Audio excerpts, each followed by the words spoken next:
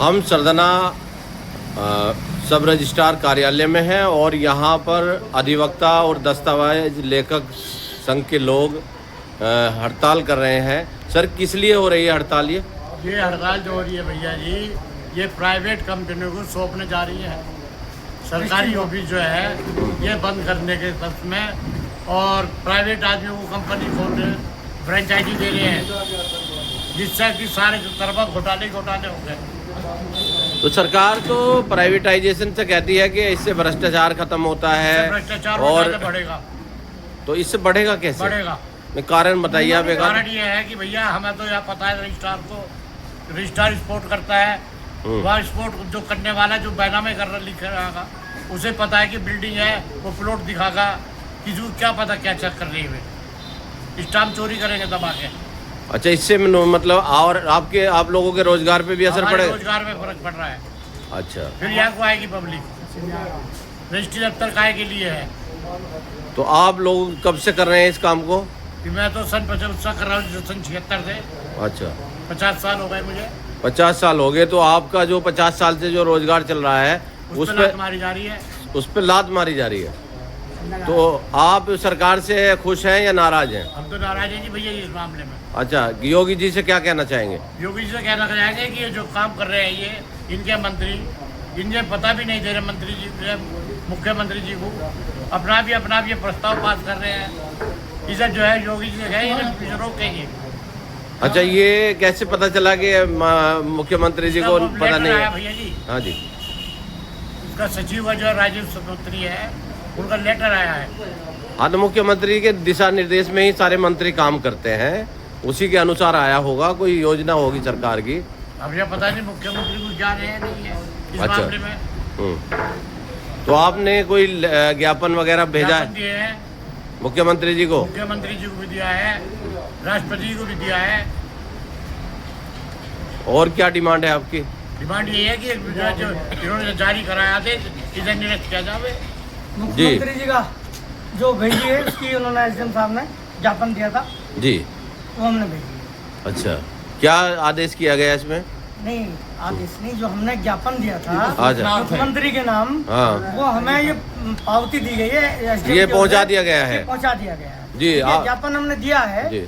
और भैया जी, छोटन लाल जी, पहले तो अपना पद बताएं। और ये मैं सचिव दस्तावेज लेखक एसोसिएशन और जिला ऑर्गेनाइजर दस्तावेज लेखक एसोसिएशन सरदना से। तो ये प्राइवेटाइजेशन जो किया जा रहा है, इस पर क्या राय है आपकी? भैया, ये प्राइवेटाइजेशन जो किया जा रहा है, जो निजीकरण किया जा रहा है, इससे काम नहीं चलने का। सारे रोजगार जो कम प्रदेश में कई लाख हैं, ये ठप हो जाएंगे। भाई, जब आपको ना बैनामा लेखक की जरूरत और ना दस्तावेज लेखक की जरूरत, तो फिर तो हम तो सब घर पे बैठते हैं, सब उनके लोग आएंगे, प्राइवेट लोग। तो ऐसे जो दस्तावेज लेखक है और बैनामा लेखक है, उत्तर प्रदेश में कितने लोग होंगे ऐसे? भाई, समझो कि अगर हम एडवोकेट और ये एक दो, तो लाखों की संख्या में हम लोग बैठते हैं, कई लाख लोगों और का। जो हमसे प्रभावित होंगे, भाई मुंशी भी हैं, टाइपिस्ट भी हैं, और सब लोग हैं जो जुड़े हुए हैं तहसील में, स्टाम्प वेंडर भी है, तो कई लाख की संख्या बैठती है जो बेरोजगार हो जाए। तो कई लाख लोगों को बेरोजगार होने का खतरा है। तो सरकार जी, कई लाख हो जाएंगे। अच्छा, तो भैया, मुख्यमंत्री संज्ञान में लें, हम आपके इस चैनल से आह्वान करते हैं, मुख्यमंत्री को अपने संज्ञान में लें, इस चीज को समझें कि बेरोजगारी बढ़ेगी। अगर ये जल्दी कोई निर्णय सरकार नहीं लेती है तो फिर आगे आपका क्या होगा? हम हड़ताल कर ही रखे अभी तक, तो जो है फिर मीटिंग करेंगे, आगे तक बढ़ाएंगे। जो भी कर जाएगा, जो आगे सक्षम होगा वो करेंगे, सब जो भी सक्षम होगा वो करेंगे, जितना भी। हमारे साथ यहाँ बार एसोसिएशन सरदना के अध्यक्ष सैयद आरिफ अली एडवोकेट साहब भी हैं जी। क्या कहना चाहेंगे? ये जो सरकार काला कानून बनाने जा रही है, इससे लगभग करोड़ों लोगों को नुकसान है। एडवोकेट जो तहसील में एडवोकेट बैठते हैं, वो भी 95% रजिस्ट्री करते हैं और दस्तावेज रजिस्ट्री करते हैं। इसके अलावा सभी के बाद मुंशी भी जुड़े हुए हैं, स्टाफ मेंबर भी जुड़े हुए हैं, और जो भी यहाँ पर मार्केट में तहसील स्तर पर दुकानें होती है, सभी को रोजगार मिलता है उससे। जब क्लाइंट आएंगे सभी को मिलेगा रोजगार, चाहे भले वो चाय वाला हो, बीड़ी सिगरेट वाला हो, फ्रूट वाला हो, सभी को रोजगार मिलता है। तो इस चीज़ के हिसाब से जो है करोड़ों लोगों को रोजगार छीना जा रहा है। इसका हम घोर विरोध करते हैं। और मुख्यमंत्री हमारे जो हैं इस चीज़ में संज्ञान ले हैं, जल्दी मुख्यमंत्री जो है इस कानून ये गलत कानून पास न करावें, इससे लोगों को जनहानि या मानहानि या सॉरी आर्थिक नुकसान पहुँचेगा। आर्थिक नुकसान बहुत सारे लोगों को पहुंचेगा और इसी को लेकर के आप लोगों का आज जो 7वें दिन भी ये धरना जारी है और आगे भी ये आप लोग इसी तरह से चलाते देखो रहेंगे। ऐसा है पत्रकार महोदय जी, आदमी दुनिया में सारा काम झेल सकता है, औलाद का हो, बीवी का हो, माँ का हो, बाप का हो। रोजगार ही चीज़ है, रोजगार किसी छिड़ गया वो जब उसका दर्द जो है आदमी झेल सकता है। रोजगार कमाना कोई भी रह सकता है, किसी हद तक जा सकता है वो। तो ये है, अगर गवर्नमेंट हमारी बात नहीं मानती तो हम नेक्स्ट मीटिंग करके फिर आगे बढ़ाएंगे सर। फिर आगे बढ़ाएंगे। जी पांचाल जी, क्या कहना चाहेंगे? आगे बढ़ाने की तैयारी पूरी कर ली है या अभी कुछ गुंजाइश है? सरकार की परंपरा बन चुकी लोगों के रोजगार पर हमला करना। आज़ादी के बाद इस देश में जितनी बेरोजगारी और जितनी अफरा तफरी अब मची है कभी नहीं हुई है। अभी मेरे साथी कह रहे थे कि मुख्यमंत्री जी के संज्ञान में नहीं, वे मुख्यमंत्री तो पूरी तरह से रेस्पॉन्सिबल है। अगर कोई भी फरमान जारी होता है, कोई भी कानून बनता है, कोई भी नियम प्रदेश में बनेगा तो पूरी तरह से मुख्यमंत्री जी जिम्मेदार हैं इसके लिए। तो मुख्यमंत्री के बचाव करने का तो कोई पक्ष नहीं है, मुख्यमंत्री के बगैर कोई पत्ता नहीं हिल सकता।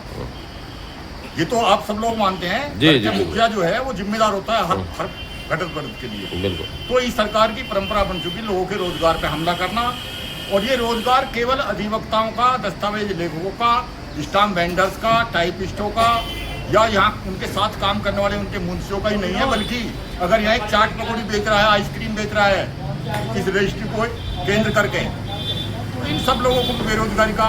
अब आप देखिए 300 से ज़्यादा तहसील हैं हमारे यहाँ। निश्चित तौर पर 1000 आदमी निबंधन कार्य से जुड़े हुए हैं इस तहसील में। तहसील का काम ही मेन काम जो है डॉक्यूमेंटेशन का ही तो है तहसील में। जी जी। तो हजारों आदमी जब यहाँ प्रभावित हो रहे तो आप कितने लाख लोग पूरे प्रदेश में बेरोजगार होंगे।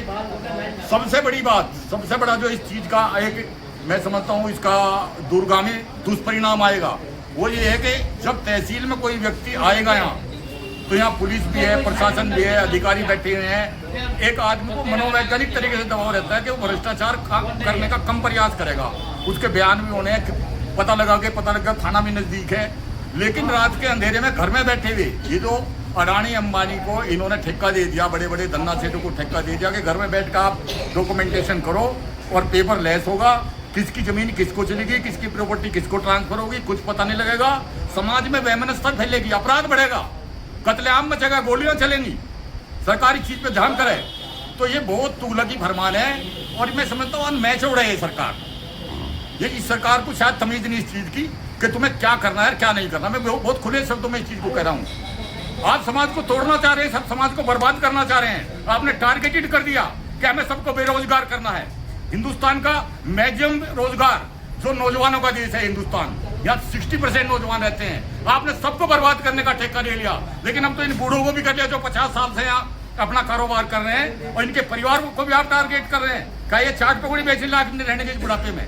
तो ये बहुत गलत फरमान सरकार जारी कर रही है। इसका कड़ा विरोध हम करते हैं और ये विरोध केवल शांतिपूर्ण धरना प्रदर्शन ही नहीं होगा, बल्कि अगर सरकार ये आजमाइश कर रही है ये भले लोगों का कि भाई एक बेचारे ज्ञापन दे दिया और बैठे हैं यहाँ ऐसे बैठ के जैसे मुर्दों के सामने दरा घेर के बैठ गई, यही जनता सड़कों पे भी आएगी और इसका पुरजोर विरोध करेगी। और ये काला कानून जो थोपा जा रहा है निबंधन कार्य के लिए, इसको खत्म करवा के हटेंगे, ये दावा है हमारा। खत्म करा के हटेंगे। तो यहाँ आप देखिए किस तरह से जो 50 साल से काम कर रहे हैं वो लोग भी बेरोजगार होने का खतरा उनके लिए आ गया है, और जो नए युवा इसमें जुड़ रहे हैं उनके लिए भी, और जो एडवोकेट्स हैं उन सब के लिए बहुत ही चिंता का विषय है और चिंता की बात है। सरकार को इस समस्या की ओर ध्यान देना चाहिए।